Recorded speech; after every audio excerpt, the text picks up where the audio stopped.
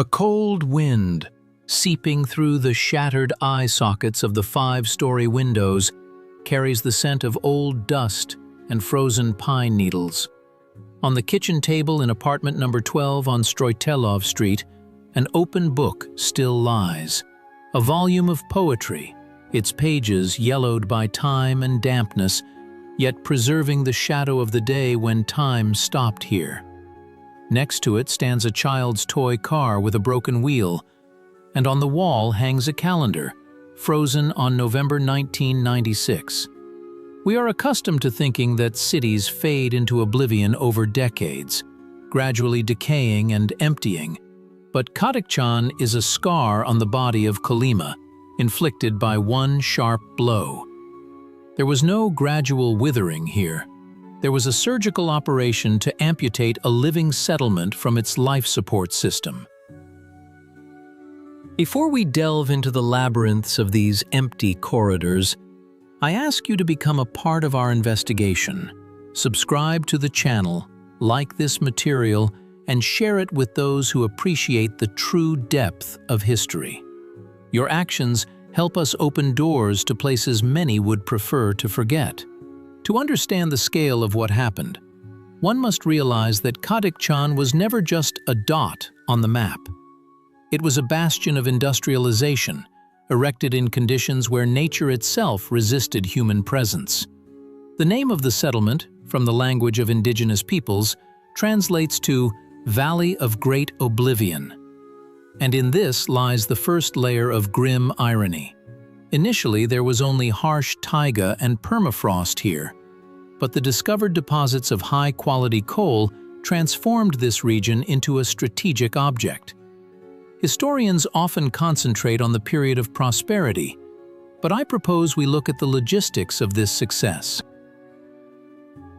The city was built by prisoners in the 1940s, and this foundation of forced labor left its mark on the psychology of the place. Kadykchan grew as a classic, single-industry town where all life revolved around the Arkagalinskaya mine. It was a social contract of a special kind.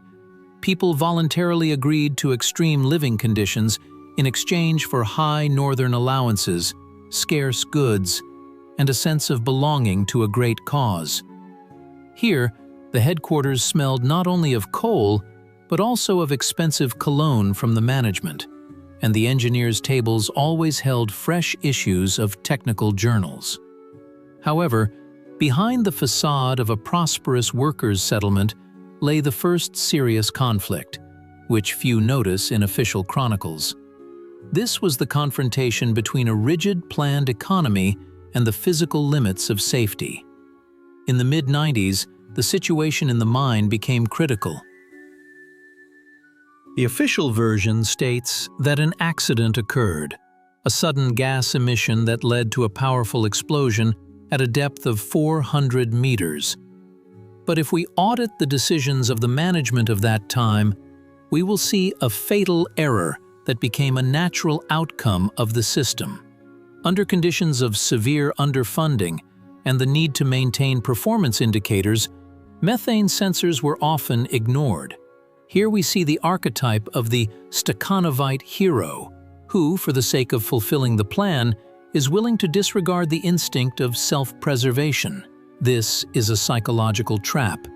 People accustomed to conquering nature began to believe in their invulnerability. 6 human lives were sacrificed to this illusion on November 15, 1996.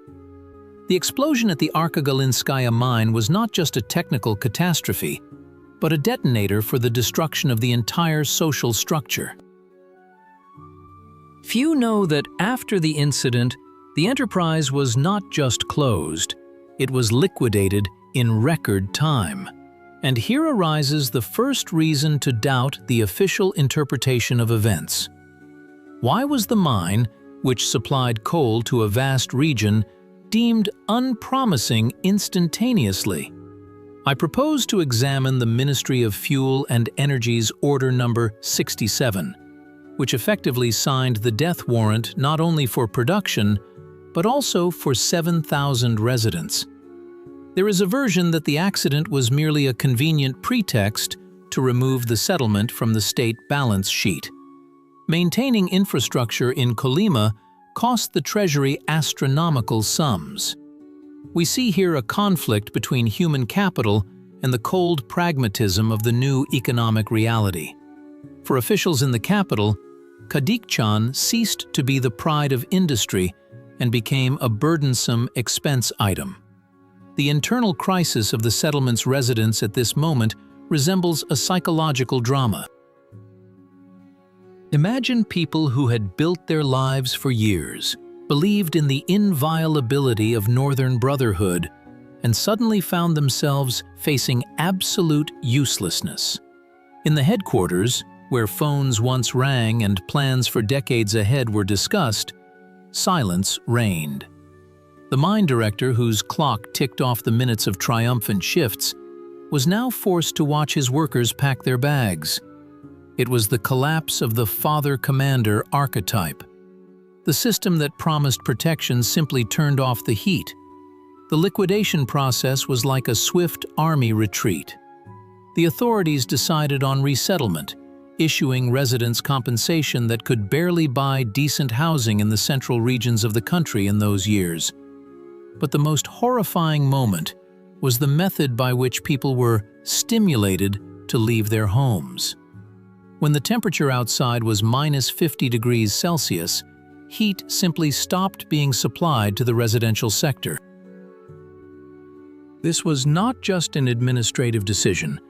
It was an act bordering on extreme cruelty. Overnight, central heating pipes turned into icy arteries that began to burst with a metallic clang, like gunshots. People ran out of their apartments, taking only the bare essentials. That is why Kadykchan has preserved the effect of frozen time. In haste and cold, it is impossible to take a library or a bulky piano. The city was abandoned in a state of agony. Here we encounter a second serious discrepancy in the sources. Official documents state that the resettlement proceeded systematically. However, eyewitness accounts paint a different picture: chaos, looting, and fear.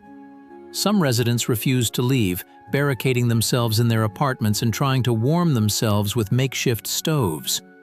This local rebellion against the system shows how deep people's attachment to their land was.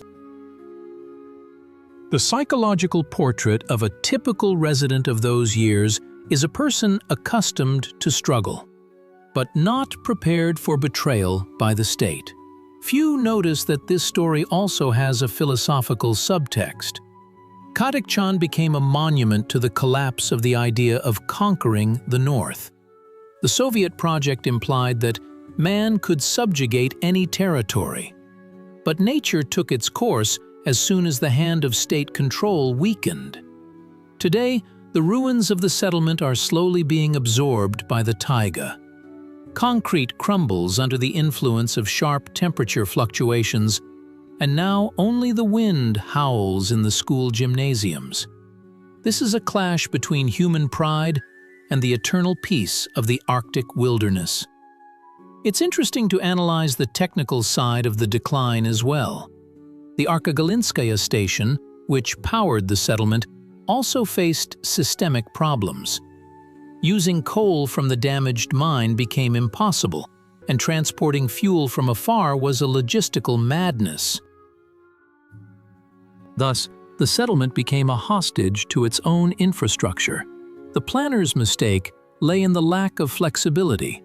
The town was too heavily integrated into a single production chain. If one link breaks, the entire structure collapses. I propose looking at this not as an accident, but as a fundamental flaw of single industry settlements. At this point in our narrative, I want to ask you, how would you have acted in the shoes of those people on that terrible, frosty night? Would you have stayed to defend your home to the last?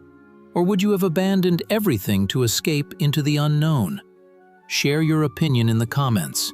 It's very important for understanding how our values change over time.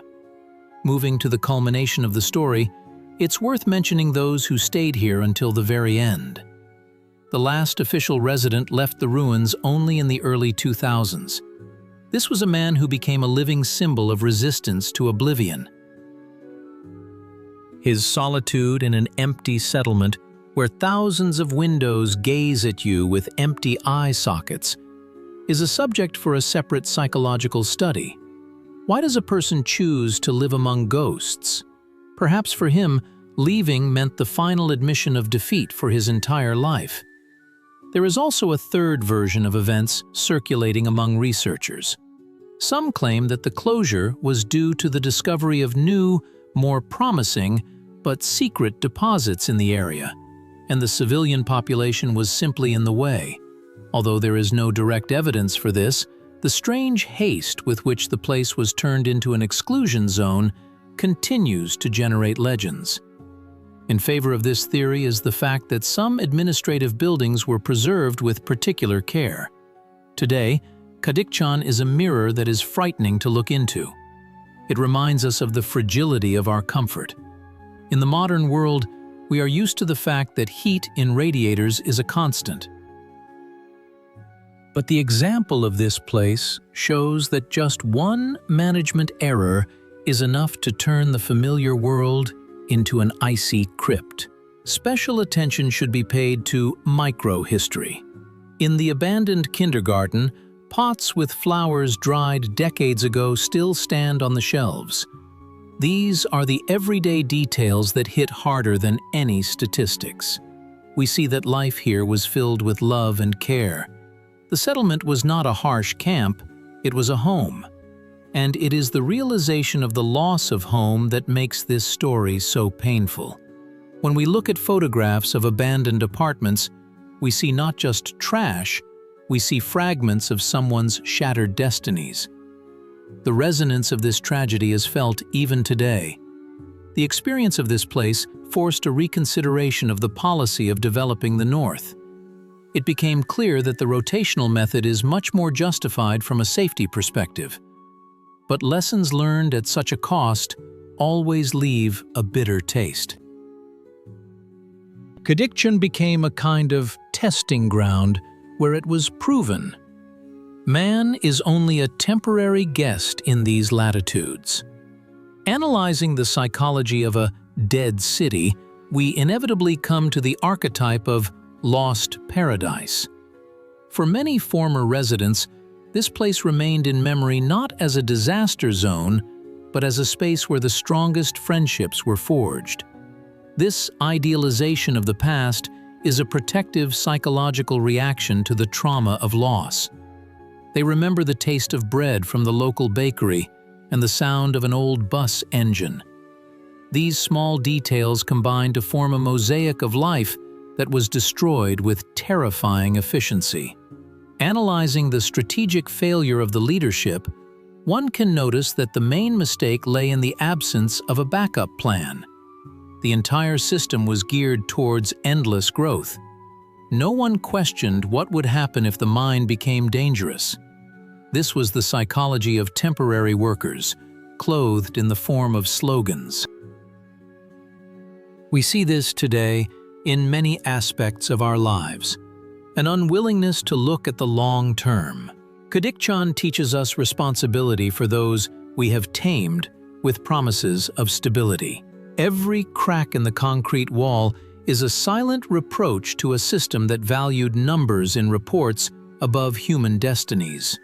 And when we walk through empty streets, we hear not silence, but the multi-voiced cry of thousands of people whose reality crumbled into dust in a single week. Concluding our audit of this catastrophe, we return to that very volume of poetry on the table. It is still there, open in the middle, just like the history of the settlement itself. This narrative is not over as long as we remember it, and as long as we draw conclusions from the mistakes made. The ghost town remains an eternal reminder that civilization is a thin layer of ice on the surface of the ocean of nature, and our task is to do everything to ensure this ice does not crack. We began our journey with the silence of empty corridors, and to this silence we return. but now it is filled with an understanding of the reasons why a prosperous region turned into a monument to human delusion. Remember this when you next hear about another grandiose project. Behind every triumph often lurks the shadow of its own Kadykchan, waiting for the moment when warmth will be replaced by the icy breath of eternity.